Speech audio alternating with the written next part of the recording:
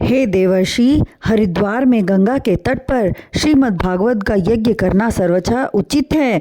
वहाँ ज्ञान और यज्ञ के अमृत को प्राप्त करने के इच्छुक अनेकानेक ऋषि मुनियों का वास है। उस स्थान पर यज्ञ करने से भक्ति का सब दुख दूर हो जाएगा, ज्ञान एवं वैराग्य जागृत हो जाएंगे। नारद जी बोले, हे प्रभु, आपके बिना यह यज्ञ पूर्ण कैसे होगा?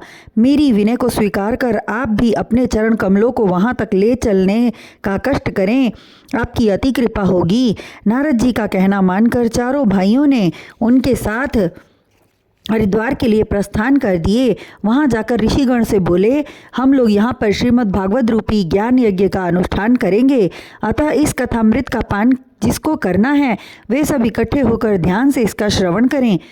समाचार मिलते ही भृगु, वशिष्ठ, मेघा, तिथि, मार्कंडेय, च्यवन, वेदव्यास, पराशर और अन्य जितने भी ऋषि मुनि थे सब उपस्थित हो गए। उनके अतिरिक्त समस्त नदियां मानव का रूप धारण कर वहां आ गईं।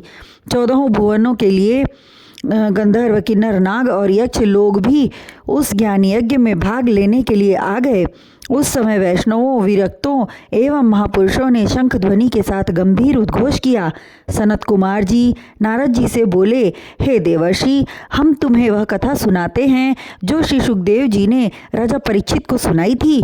वह श्रीमद् भागवत महापुराण की कथा 18,000 श्लोकों में है, जिसे पढ़ने एवं सुनने से हजारों अश्वमेघ यज्ञ से होने वाले फल प्राप्ति के समान फल प्राप्त हो जाते हैं। काशी, प्रयाग एवं गया जैसे महातीर्थों का पुण्य प्राप्त होता है।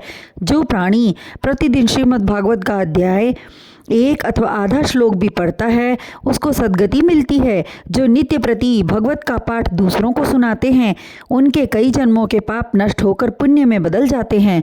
जो मनुष्य रूपी प्राणी जगत में सर्वश्रेष्ठ देह पाकर भी श्रीमद् भागवत कथामृत का आनंद न पा सका उस मनुष्य को धिक्कार है।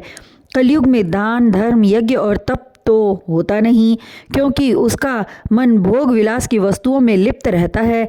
ऐसे जीवों के उद्धार हेतु परब्रह्म श्री हरि नारायण जी ने स्वयं शिरोमणि वेदव्यास का अवतार धारण कर इस कथा की रचना की। जो प्राणी 7 दिन तक लगातार सच्चे मन से श्रीमद् भागवत कथा का श्रवण करता है वह सब कर्मों से फलों से मुक्ति पाकर अपना जीवन धन्य कर लेता है। श्रीमद् भागवत के 11वें स्कंध में वर्णित ज्ञान को जब भगवान श्री कृष्ण ने अपने श्रीमुख से उद्धव को सुनाया कि अब कलयुग आने वाला है, तब उद्धव जी ने उनसे प्रार्थना की, हे देवेश, आप तो बैकुंठ धाम को जा रहे हैं, सांसारिक जीवों का उद्धार कैसे होगा?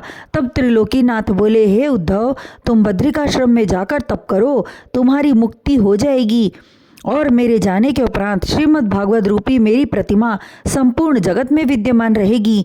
जो प्राणी इस कथा को सच्चे मन से पढ़ेगा या श्रवण करेगा उसे मेरे दर्शन प्राप्त होंगे। इस सप्ताह पारायण कथा को भवसागर के दुखों से छुड़ाने वाला समझना चाहिए।